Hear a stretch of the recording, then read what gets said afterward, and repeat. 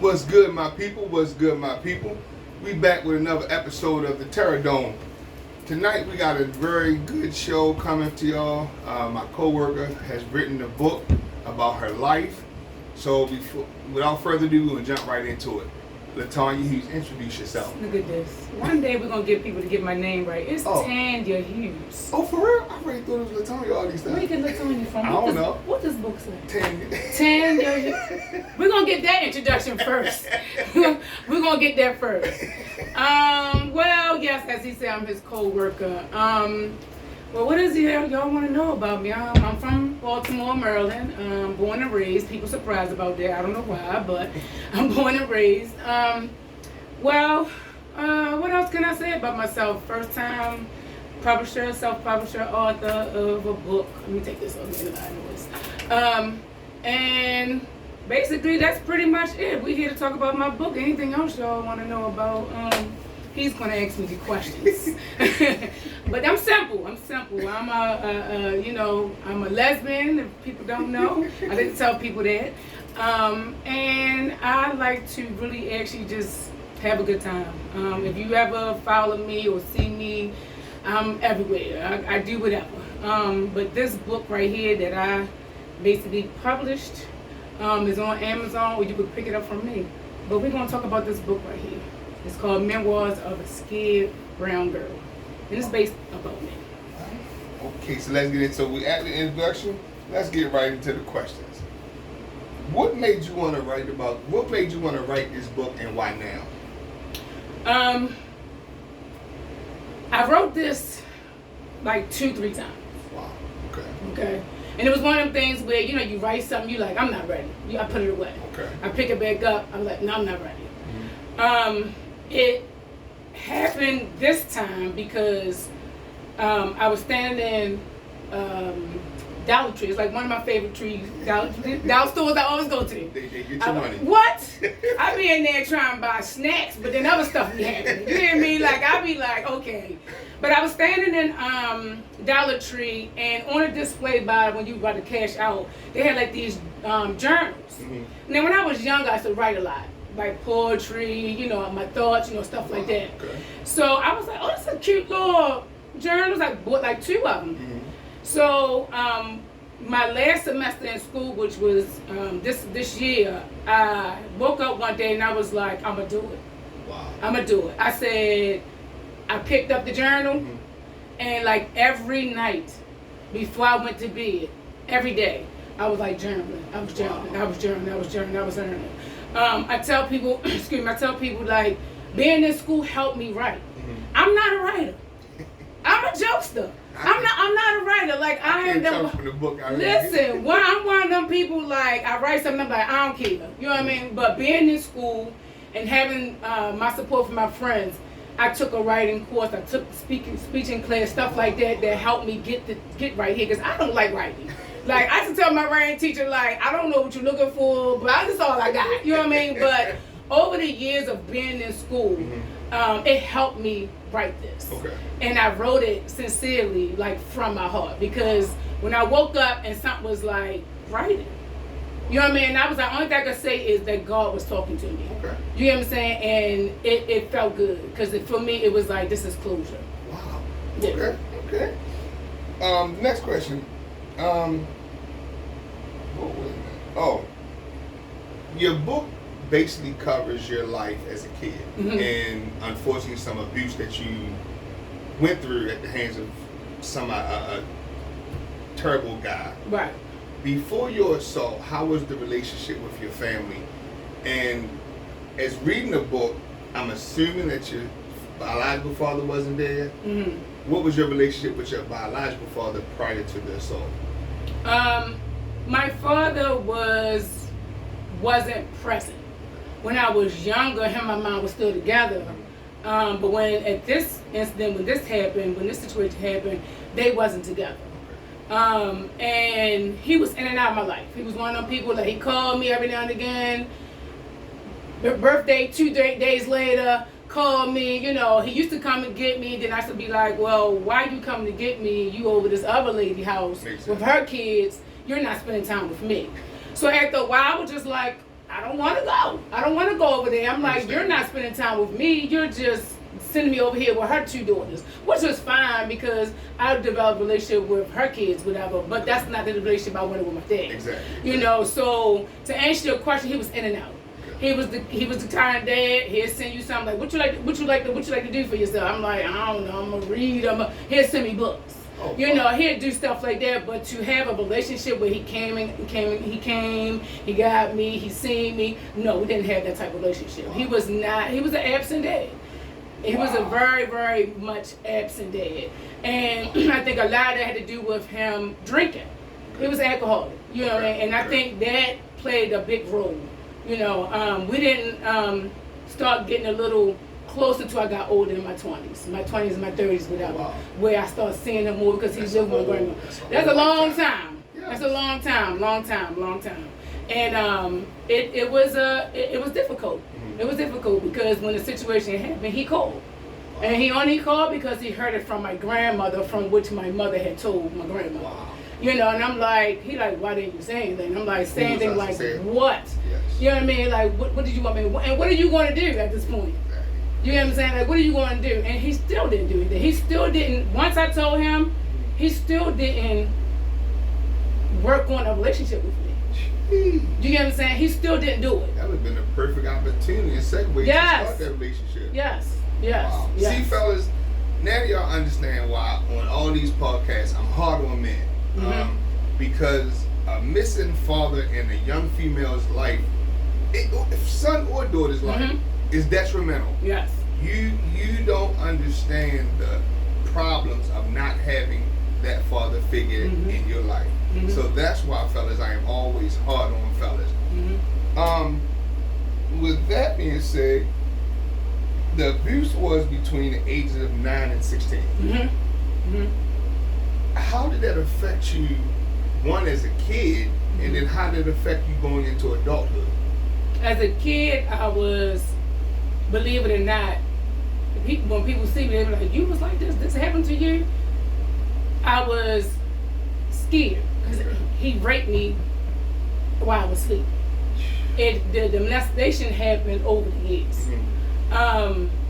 It was a time where I didn't want to be bothered, like, because he would use my little brother as a way to get to me.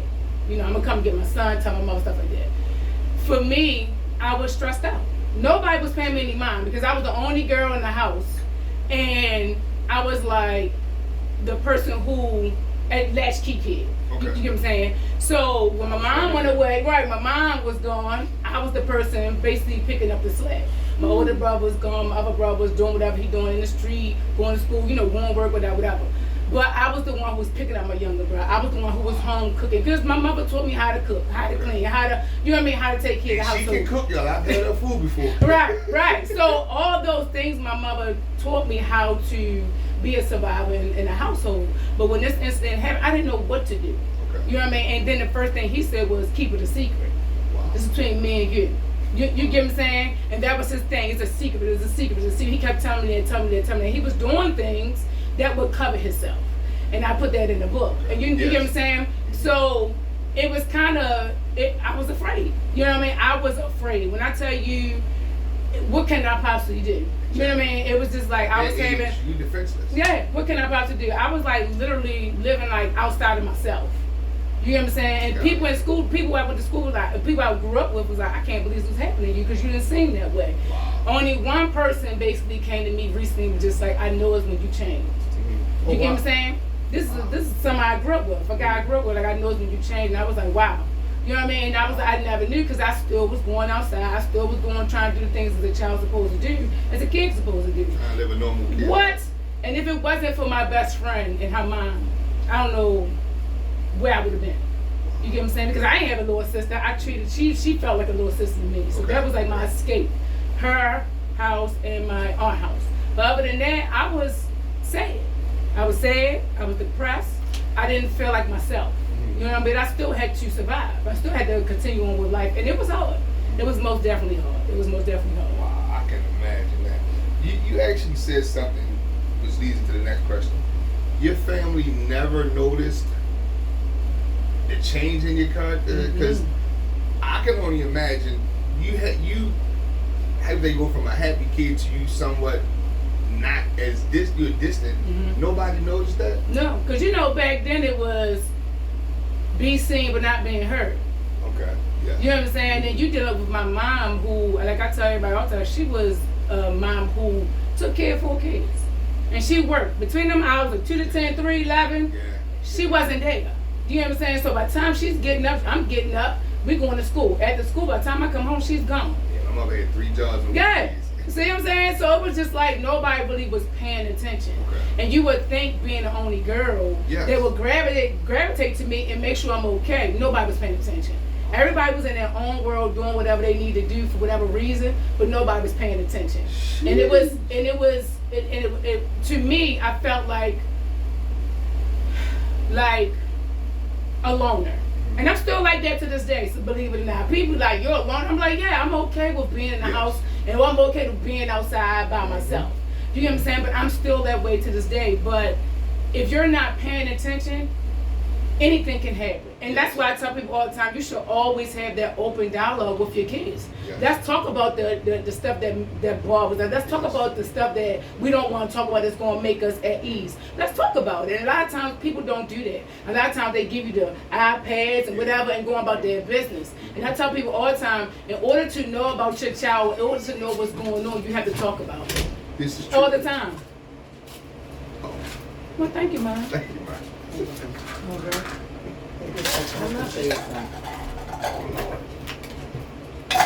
It's a commercial break, y'all. You got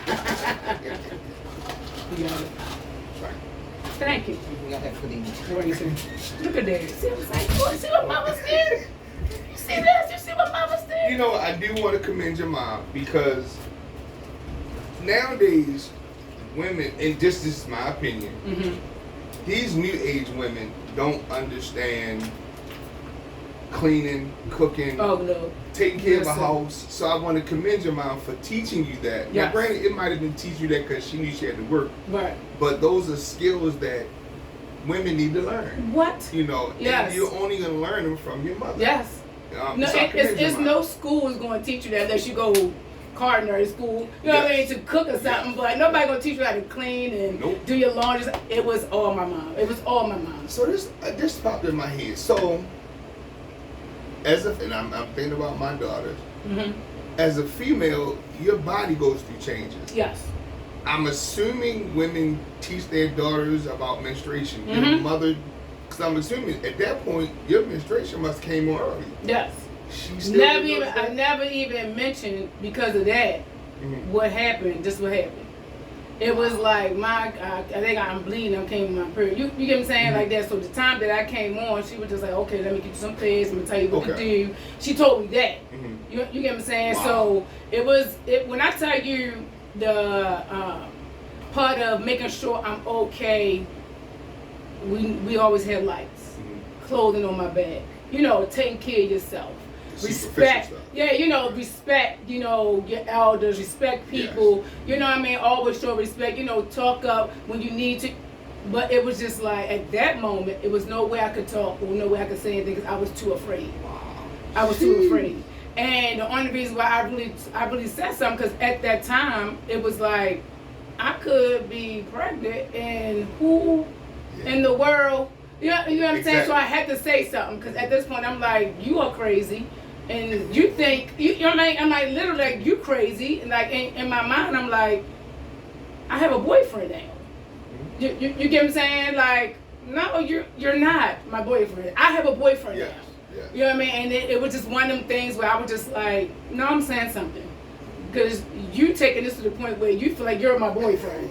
You get what I'm saying? Yeah, Like, you this went is way beyond the what? problem. I have a whole boyfriend. You know, and I'm like, he fine, he good. You know what I mean? I'm like, no. So to me, it was like I had a lot of things going on at that moment. I was just like, what am I going to do? Wow. You know what I'm going to do. So I had to say something because it was just too much pressure. It was just too much pressure at that time. Kudos to your girlfriend who helped you to make that decision to come forward. Yes. You just mentioned it. You had a boyfriend, Mhm. and through reading the book, he ended up, in my opinion, betraying you by Mhm. saying, "Oh my God, I can't believe you sleep with somebody other than Yes. me." When to me it should have been, oh my God, are you okay? Okay, Because mhm. that man shouldn't have been doing that. Yes. How did that sit well with you? What? I was hurt. Because it was like my real first boyfriend. Mm-hmm. You get what I'm saying? So for somebody to tell me, no, I'm done, I can't do this, I was like, what? Like my heart was broken. For a while I was just like, what, I felt numb. Like what am I going to do with this? Like I love him, but I kind of get, but I don't think he understands. He don't understand. He don't understand, right? He don't understand 40. And believe it or not, when I was like 25, 26, I used to work at a gas station, whatever, and he came up there. I was just gonna ask you if you ever He seen came up there and he was like, hey, I was like, what's up? We talking, whatever.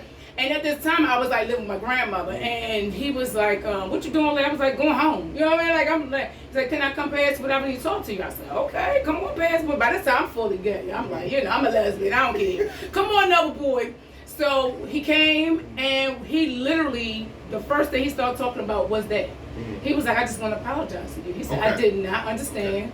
I didn't know what to do. I didn't know how to handle it. He was like, it was mind blowing. He was like, talk to my mom about whatever, but I didn't know what to do. Okay. And I was looking at him and I was like, did you just tell me? Did you just apologize? You get what I'm saying? And I was like, That's a stand-up guy. what? Yeah. This was years later. You get what I'm saying? And I was just like, who would thought I would run into him?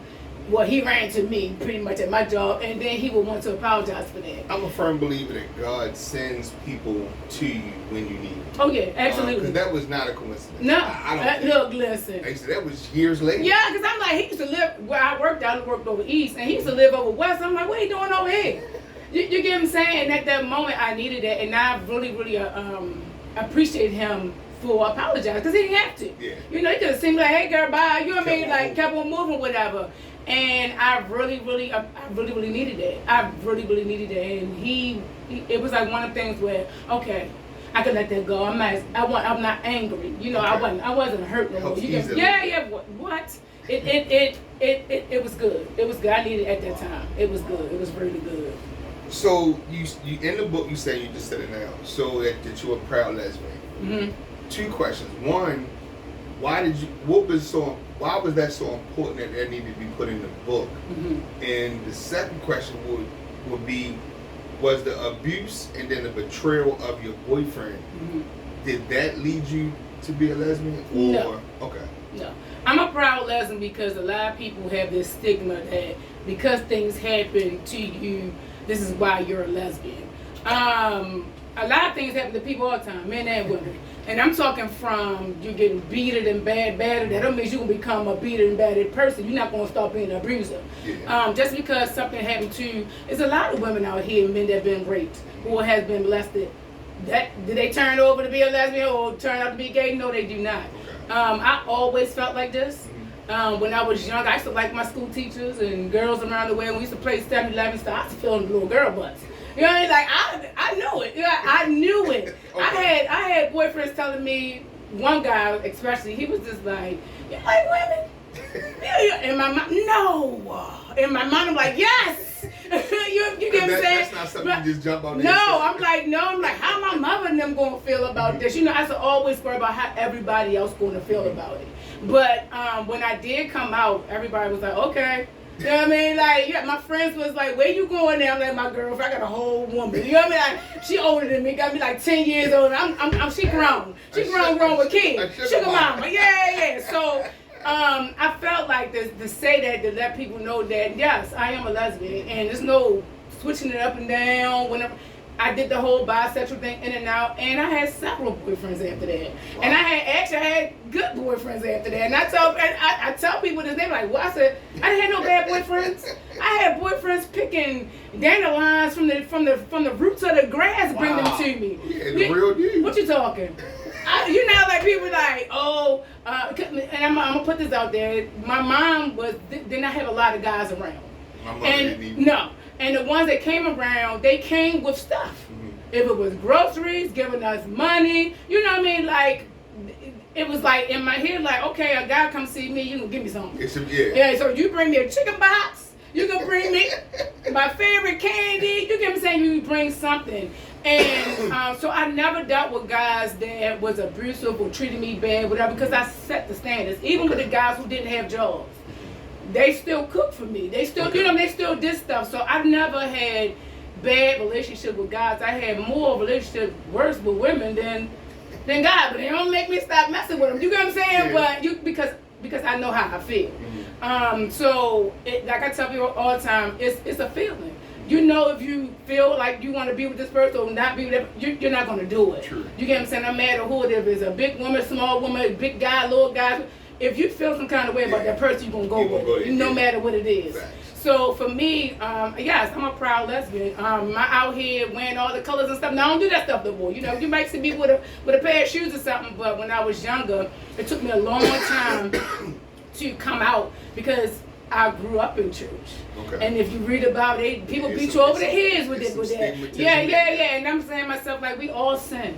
You get what I'm saying? And I'm like, if you want to pick this sin out, what about all the other stuff? Because you judging me as a sin. You know, I tell people all the time, and what I'm going to say is my interpretation of what I read in the Bible. All sin is the same. Say it again. Only thing that's different than any other sin is to deny who Jesus is. There you go. So it bothers me when people put certain things in these categories like this is the worst sin ever. No. This sin ain't no different than you cheating on your wife, your taxes, speeding. What you say? All the same. Cheating on your wife? Taxes. Which is why I'm in problems with the IRS. Yeah. How about it? So I'm glad you said that because that's another thing. Church folks need to, and my pastor is talking about this in some of his sermons. Church hurt is the worst. What? Church people forget once they get in church and they get sanctified and holy, they forget what they used to what be. You talk about? 20 and minutes still they doing walk it. in church. How many? 20 minutes. Probably still Sunday lead church. That's it. So I'm glad you said that. So church people to understand. Stop judging people. Stop putting these people's lifestyle or whatever they do that you don't like in these boxes and say, "Oh, you going to hell." This. That's not true. Because it's a personal relationship with the Lord. There you get. That's it. Now I will say this: for a long time before I understood Christianity, I didn't have a problem with gay people, lesbians, men. I didn't, but I did think that was a bigger sin until I realized Jesus loves all of us. I'm not gonna say he don't care what we do, but if you accept him, he take you as you is. What you talking? Murderers, everybody. Yeah, I think about the guy on the cross. He was the thief. His dying words was, "Remember me." Yes. Lord said, "Come on, homeboy." There you get. That's so, it. Yep. This is a twofold episode. One, again, I'm hard on men because men need to understand how important their role is in a child's life, male or female. Period. And there's also now a message for the church viewers that's watching. How about it? Stop judging people. Yes. I believe the Bible says, "Don't judge lest you be judged." Please. So stop. Get to know somebody. There you get. Then once you get to know them, you can talk to them. You may or may not change their mind. But stop judging people. There you go. There you go. When you sit around people who know the Bible, and you sit around people who know what their jobs are in church, you'll realize who is for you and who not. I agree. You know, like right now, this is us having church right now because we going back and forth, and we talking about him. Because when I tell people all the time, Jesus died for everybody's sins. Everybody. And I appreciate him for that because guess what? I don't know if I'm dying for you. Listen. You hear me? I don't know if I'm gonna be able to do that. I don't think I'm not. See? He bigger than me. You on your own. What? He bigger than me. And then when he went up the mountains and kept on, he had to meditate on that thing. He's like, I'm sick of y'all people. 40 days, 40 nights. What you talking? I'll be back, y'all, because y'all getting on my damn nerves. Excuse my French. But at the end of the day, this is what it's all about. But I tell people all the time, I'm not a Bible thumper, but I know God, I know Jesus. And I have my own relationship with him. Yes. And when I tell you he spoke to me about this book, he spoke to me about this book. He said, do it. And I was like, okay. Okay. You know, and I like that. I tell people all the time, you hear, you know. Yes. You hear, you know. And that's it. So it's not about you going to church every Sunday, every month, every early rise. It ain't about that. No. It ain't about that. It's about us coming together. Yes. And we come together and we talk about it. And that's it. Wow. And we try to be better people. That's it. Wow. So now let's fast forward to court. I'm assuming once you told somebody it progressed, I'm assuming he was locked up. You get a court date. Mm-hmm. Sitting in court. How did your family respond? One, after they found out what happened. Mm-hmm. Mostly your younger brother, since it was his father. Mm-hmm. Well, my younger brother, when it all came out, he was a mess. He was crying, he was upset. He was like, "This is why he did this. Why he was sending me outside." So yeah, he put it together. When I tell you like this, it didn't. He was a mess, and he felt sorry. He was like, "I'm so sorry, sis." You know what I mean? Like, I'm like, it's okay. You get me saying? Like, it bothered him. Yeah. In court, it was no one there but me and my mom. Oh wow. Okay. Right. I don't know. That's why I said I don't know what people was thinking back then or what family was thinking. I'm sure she told y'all. Like, where was y'all at? It's the time to come and that's why I was like, this book was the reason why I put it out there, because nobody knew what I was feeling sitting there. Mm-hmm. When I'm sitting, like, let's say if this me 2-3 rows up, it's him, his mother, his sisters, they got a whole goddamn row of people. The wrong person got a whole army of people, and the victim has nobody. Me and my mother. Me and my mother. If I didn't have my mother, I don't know. I don't know. You get what I'm saying? Kudos to mom. Yeah, I don't know. Like, I tell people all the time, if it wasn't for my mom, I know she prayed for me. I know she pushed to get past this. He went to jail. Yes, we had a court case, but the lawyer who was talking to me, the state attorney, she didn't feel like she had a case. So you know what that happened? It fell by the wayside. Yeah. And the only thing that I knew, and I found this out years later in my 20s, was he wasn't supposed to come but so many feet from me. Okay, like a protective order. Yeah, and I was like, when? Because he still was picking up his son. Over here 2 days he was ago. there. I'm like, what the hell? I'm like, but when I tell you, the system very much broken, and it's even worse now to me. It's but a whole lot worse. Yeah, it's just like, come on. I'm like, what? He shouldn't even been on our street. Yeah. That's how I felt. He shouldn't even been on our street. He wouldn't even been allowed in my house. What you talking? I'll exchange keys at the police department. You know, he shouldn't even be able to come to the house. Wow. So so a lot, and it made. Honestly, I hated my mother back then. I can imagine. You get what I'm saying? Because I was just like, what is going on?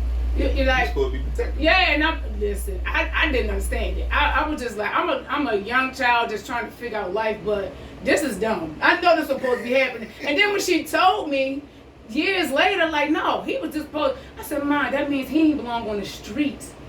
He didn't belong on our street. He could have came and got him at your job. Yeah. Y'all could have made this arrangement a long time ago. He should never have been nowhere near me. Nope. You know, and I think a lot of times my mother didn't know. Okay. She just didn't know. Yeah. I'm like, I think you was thinking. I think a lot of times, I'm serious. I tell us all the time, everybody don't know everything. Being a parent is hard. I said, but I don't think you was paying attention or realizing what was happening. Like, you had your own stuff going on, and I get it. I said, but he should never been on that street. And it took me a long time to really actually tell my mother how I was feeling about a lot of things. Because every time I would say something, it'd be an argument. We just recently, probably like in the last 10 years, been like this. Okay. You know what I'm saying? Like 10, 12, and it was just, and I mean, I'm talking like, hey, what's going on? How you doing? How's your day? You know what I mean? Because other than that, I wouldn't even talk to her. And I literally told her how I felt, you know, and when she read the book, she was totally apologetic, you know, and my mother was the kind of person where she don't be apologizing. So if she apologizes, a big thing. What? Had me crying. You hear me? You know I'm a cry in a heartbeat. You know the church ministry be for real. Like the crime ministry. I cry in a heartbeat. I'm about to cry in a few minutes. But it was like one of them things where I needed her to say that, and she said it on her own. Wow. She said it on her own, and she been one of my best supporters. Okay. Like tenfold. You know, and I appreciate her for that. But at that time, I just felt like I didn't have no one. You know, I didn't have no one to really actually, like, you know, get me through it other than we went, I was seeing a psychiatrist. I was going to ask you. Baby, it was like war in there. Because it was like me and her would go in, and then we'd have our individual one. But when we in there together, it was like, y'all throwing darts and what? at each other. Okay. It was crazy. But I needed that because it needed to come out. Yeah, you need to express how you feel. Exactly, and it worked. It helped. Mm-hmm. You know, it helped me push through, you know, high school and stuff like that. And the psychiatrist used to be like, I don't know how you do it. You know what I mean? I'm like, and she was a young little Caucasian lady. I don't know how you doing. And I was just like, miss, you know. Like, you getting good grades. And I felt like, Beyonce song, I'm a survivor. what you talking? Pumping my fist, like, come on, I got to get through this, you know. And I kept on saying, you know, in my head, I wanted out of my house. I'm one of the people like, I ain't running away from home. I don't where the hell am I go? You know what I mean? But I knew when I got out of high school, I was going to move. I was going to get out, you know, because our relationship just wasn't good, you know. But having that psychiatrist at that time, it helped me get through high school. Okay. It most definitely helped me get through high school. See, so there's another message. Black people, don't be afraid to get therapy. Because there's some things that you need to say that you might can't say to the person that offended you, but it helps you to move past the problem, to let it out to somebody. It lightens your load. So black people, please stop being afraid to go to therapy. It's like one of them taboo things in the black community.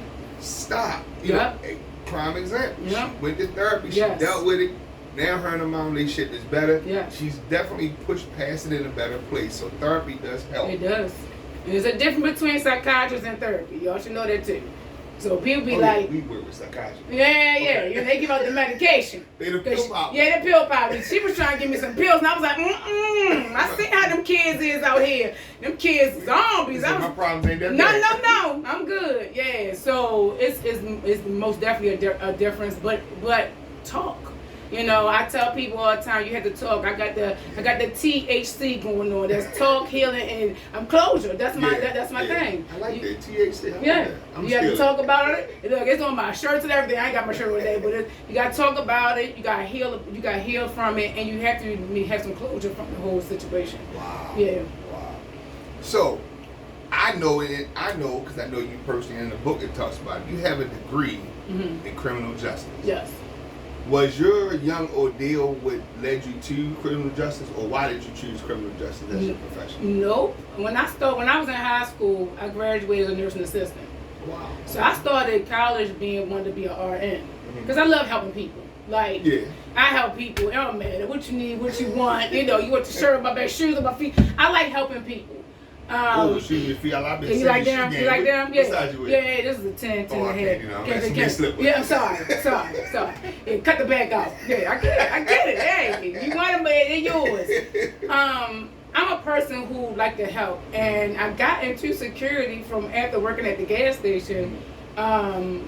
These Arabs had took over, and you remember Hess gas station? Yes. Okay, I used to work there. Oh wow. So when the Arabs took over, they sold it and gave it to.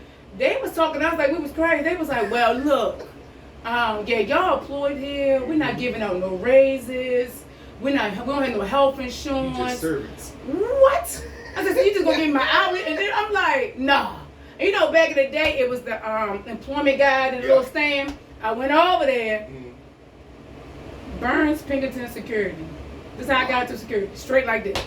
Straight like that. I was like, oh, okay, let me go see what they talk about. And I applied. And then because I'm in the security field, and I've been doing this since 2000, I was just like, why not get my degree in it? That makes sense. Why not just get my AA, then I turned around and got my BA. And I was just like, why not?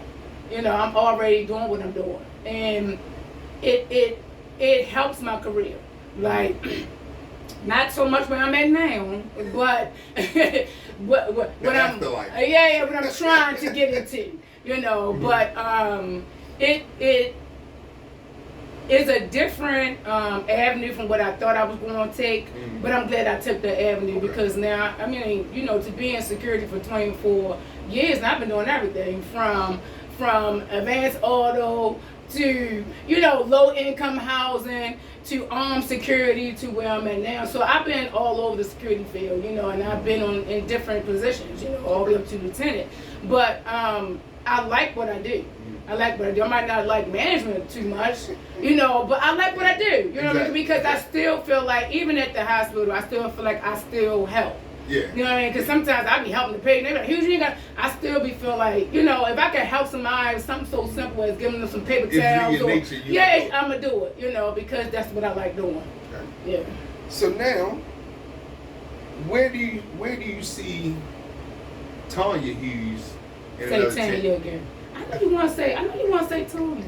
Tan, it's okay. Put the A in there. And it's okay. People still messing up my name from childhood. That's Tanya, crazy. it's okay. Put the A in there. It's okay. It's okay. So Tanya, Mm-hmm. where do you see yourself in another 10 years? 10 years. Let's go with 5. Shoot, let's go with tomorrow. Okay. Listen, if I can get in a position where my degree is advancing me, that'd be lovely. Okay. I'm a type of person that I like growth. I like doing something different. I do want to make other things when it comes to writing. I do want to do like a children's book, and I also want to do like, people like, well, let's talk about how you are now. I do want to talk about me, like how I am now, because there's a lot of facets of me. Like in my head, I got a lot of things going on. It's like that little gerbil that's running around. I swear. So if I can get in a career that really actually manifests my degree, that's my goal right now. If I could be like a probation officer or in that type of field with the criminals, you know, how can I say, like the prisons or the, yes. If I could like extension in to help them getting, you know, the rehab, so try to get Like back into program. yeah, anything that could help them be better citizens if I can. But that's my goal. That's what I'm sowing towards. You know, try to do more with the community. You know, try to get out there. I like that. I thought about volunteering, like in hospitals and stuff like that. So I've been talking to people about that. But anything that I could do to help us, why not? Okay. Why not? So a lot of times people keep saying, well, this book. I'm like, look, if this book gets me like here, the platforms like this, I'm gonna keep talking about it. I'm gonna keep talking. If it's gonna help the next person, I'm gonna keep talking about That it. makes sense. I am the type person where you gotta be transparent, you gotta be open. You know, and why not talk about something that you have succumbed and got past? Yeah. So if I can help the next person with this, why not? Because I have had, people in my inbox, or people call me and people want to talk about it, and I'm like, hey, why not? Because it has happened to a lot of people, and a lot of people have not talked about, or they have talked about it, and nobody did nothing about it. Is a lady at my church, I interviewed her a while ago on the same subject, and I think her episode was called The Effects of a Missing Father. Okay. And then when I read her book, if I was reading it correct, her first child was by her father. See? Because she was saying she wanted a relationship with her father, and she knew it was wrong, but that was a relationship. That she knew. So you're right, it happens. I'm gonna probably say more than we think. Oh, it's big. And it's time for people to start talking about it. Because where we work, some of those people are there because they didn't talk about it in the Yes. news. And now, unfortunately, they're with us. Yes. So it definitely needs to come out. Yes. And the more you talk about it, the comfortable people are with saying it happened to me. Me too. You know, and they can begin the talking, healing, and closure. Look at this. Look at you. Look at you. You got the talking, the healing, and closure. Look at you showing off over here. Okay. You want to take as it? soon as I finish this going on Facebook. Look at this. Look at this. And y'all make sure that y'all heard it from Tanya Hughes first, because I'm going to clock that money when he get it. Tanya Hughes got that. You hear that? THC. You hear that? Yeah. But no, it has been a big subject, and a lot of people don't deal with it because, you know, people like, I don't have a safe space. Or I don't think nobody gonna believe me. Yeah. Or it happened and people just sweep underneath the rug. You know, and it happened to a lot of people, older and younger. And it don't just happen with a male or female. It can happen with your parents, like you said, her dad. It can happen with your mom. It can happen with a babysitter. It happen with your sibling. It happens, and it's happening. And it's sad to say that it's not right. And I tell people all the time, you know, talk up. We in the society right now. Say something. Yeah, just say if you something, see something, please. say something. Yeah. Why not? Come on. Facts. And I get it. You scared. I get it. You don't know what to do. I get it. You just lost. I get it. You feel like you don't feel like yourself anymore. I get it. I get all those stages, whatever. But you owe it to yourself. Yeah. You owe it to yourself to talk about it. You owe it to yourself to get it out. And I'm about to stop crying. I'm sorry. You owe it. You owe it. You know, it's like, Get it out. Let it out. listen, I tell people all the time, like, this is a subject where I know I closed it. And I feel happy about closing it. But talking about it, I feel like when I talk to people, I wish they had the courage. Yeah. I wish they had the ability to do what I did. But guess what? I'm here to help you through it if I can. Yeah. If I could give you my therapist, I still have a therapist. If I could give you my therapist number, I will. If I could be that listening ear, I will. If I could be that shoulder for you to cry on, I will. Because we all need that. What? Yeah. Whenever. I tell people all the time, it's okay to text me, it's okay to call me. It's okay. I ain't doing that right now anyway, I'm home. But if I wasn't, I don't mind texting, I don't mind talking, I don't mind, because you owe it to yourself. Yeah. You owe it to yourself, and the only way you're going to get better is that you got to talk about it. And through these years, even when I didn't have a therapist or psychiatrist, I talked to plenty of my friends. Them girlfriends I had, we used to talk about stuff like this. And I felt like that was my therapy. I felt like you said, God put people in your life for certain reasons. And we might not be in relationships no more, but I have something from them. They have some good friendships. I can still talk about, I can still call them right now. And I tell people all the time, yes, there has been plenty of people that came in and out of my life, but guess what? I'm still cool with them. They still my Facebook. They still got my cell phone there. And I say all the time, you owe it to yourself. You owe it to yourself to be a better version of yourself. You owe it to yourself to let things go. You owe it to yourself to push forward. You owe it to yourself to keep pushing and keep being better. You just owe it to yourself. Because guess what? When I think about, when I think about life and I think about Jesus and I think about, what people have survived, and people still get up every day, still go to work. If you can still get up every day, go to work, you can still get up and owe it to yourself to be a better version of yourself. Yeah. You can still get up and go. You can still push forward, still go, still push forward, still go. We all gonna struggle with some things, but guess what? This is one thing you can let down. You can let, okay, I'm closing it. I'm over it. Yeah. You get what I'm saying? And that's where I'm at right now. So when I wrote this, I was just like, I'm done. I'm over it. You get what I'm saying? And I'm at peace because you need peace. And because a lot of things because we're not at peace, we gravitate to other things. Yeah. We start eating ourselves. With something else, we start eating ourselves. We start gambling. We start being abused. We start this. And I tell people they were like, well, what happened when this happened? I became very promiscuous. I was giving it up. You hear me? And I'm laughing. I'm joking. Listen, I was giving this thing up because I was searching for something. I was searching for love. And that was it. And it's crazy. Just from some stuff that I read, a young lady always, and most young women and men, they want that approval from their parents. And when they don't get it, whichever parent doesn't give it, it swings them to look for that in other things. Because I know what I'm missing, but I feel like I know what I'm missing, so I maybe this will give it to you. And you start being promiscuous, start gambling. You start doing until you get to a point where you realize, oh, this is not what I want. That's it. But this is what I need. That's it. Question. What happened to abuser? Is he still living? Still living. Wow. Look, let me tell you how the devil, please no. Let me tell you how the devil crazy, right? And then lately I've been on Facebook, as y'all know, I've been wearing your page out and stuff. But I've been on Facebook and this mother scratcher popped up on my friends. You might know it. The devil busy. You got to be lying. The devil. I haven't seen this man in probably 10 years. I think my brother was in the hospital, and this was when I really knew that. I was like, this man can't look me in my face. I was saying something to him while I was in the hospital with him, like, you gonna be here without me? He was like looking down at the floor, like, huh? And I was like, hello? I was like, hello? And I'm texting my best friend, like, you can't believe I'm talking to this man. He had it looking me in my face, but for years prior to that, you looking in my face for every day, all the time. Yeah. You know what I'm saying? But he couldn't even look at me, and I knew right then and there I like, what's that word? Like, I'm making him uncomfortable.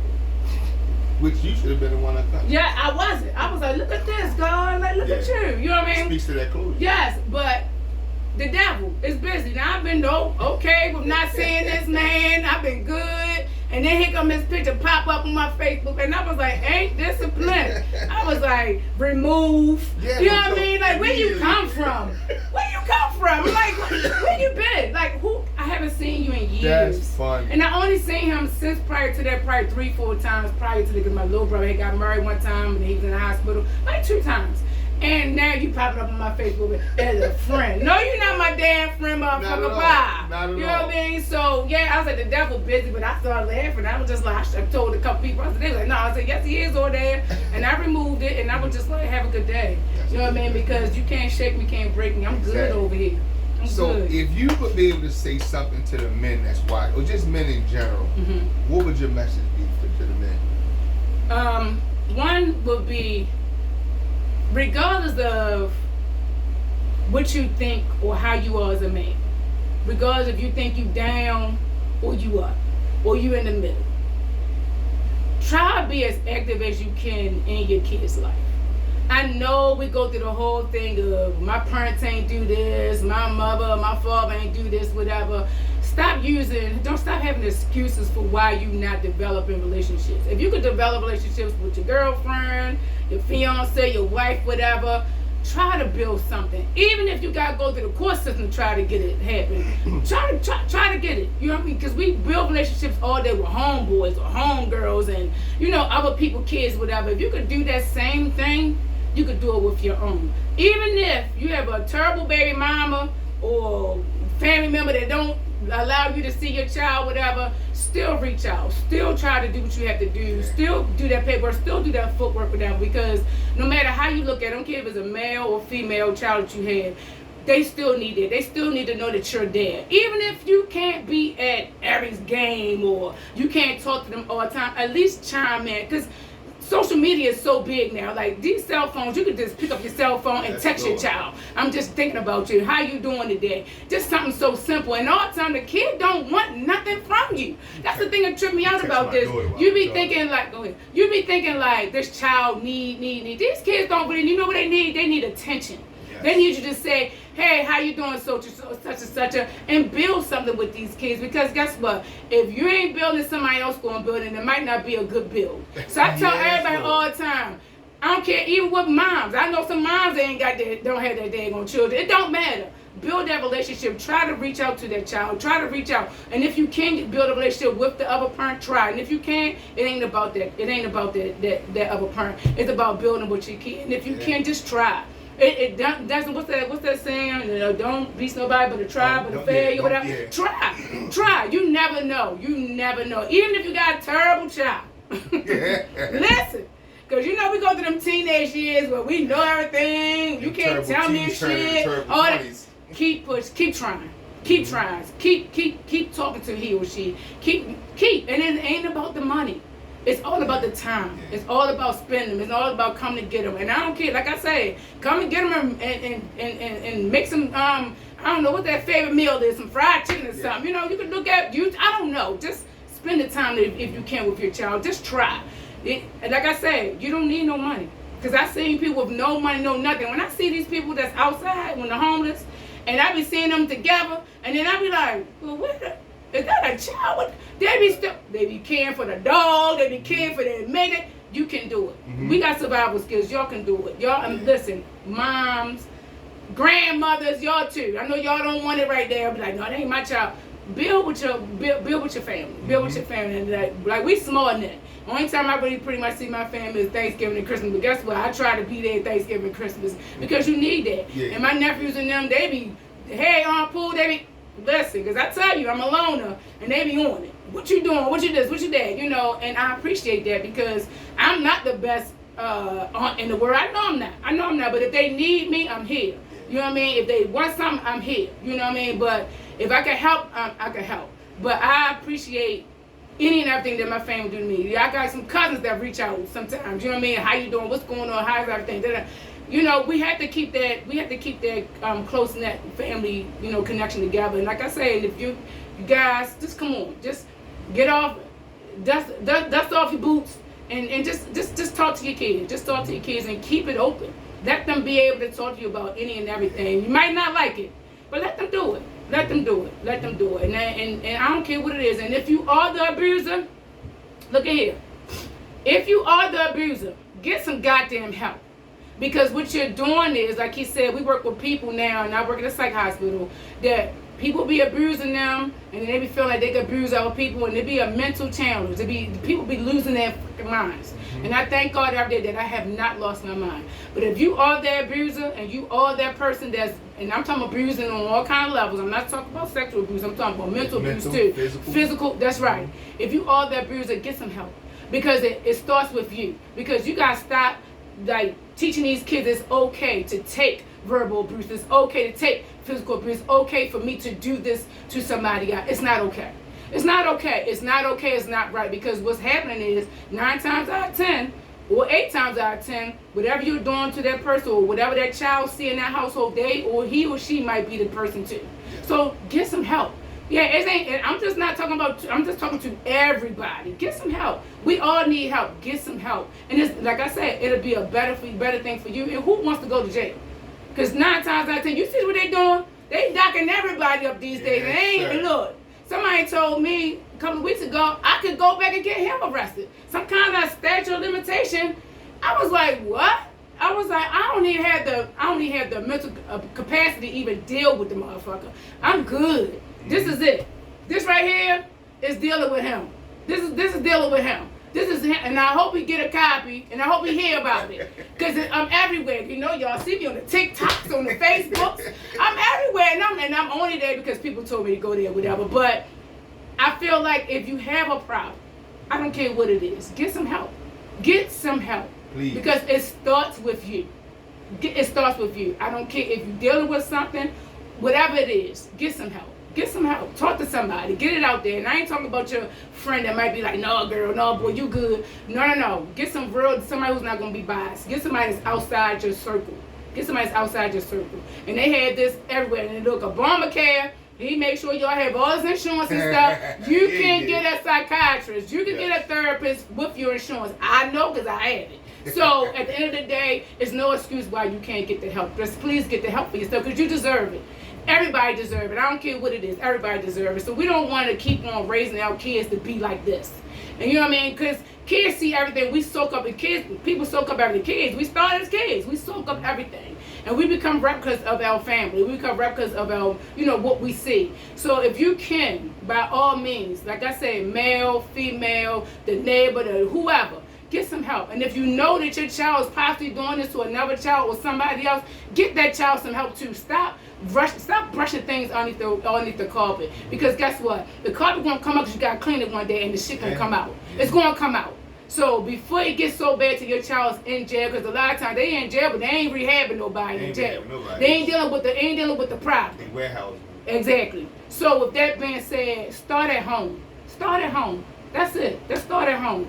And while y'all at home, pick this book up. I was gonna say, tell them where to get the book from. Memoirs of a Scared Brown Girl. It's on Amazon. But if you reach out with me on my Facebook, my Facebook is Tanya Hughes. I don't have no aliases. And then Facebook, I think my IG is THPOO. Just reach out to me, inbox me. I have copies. I can send them to you.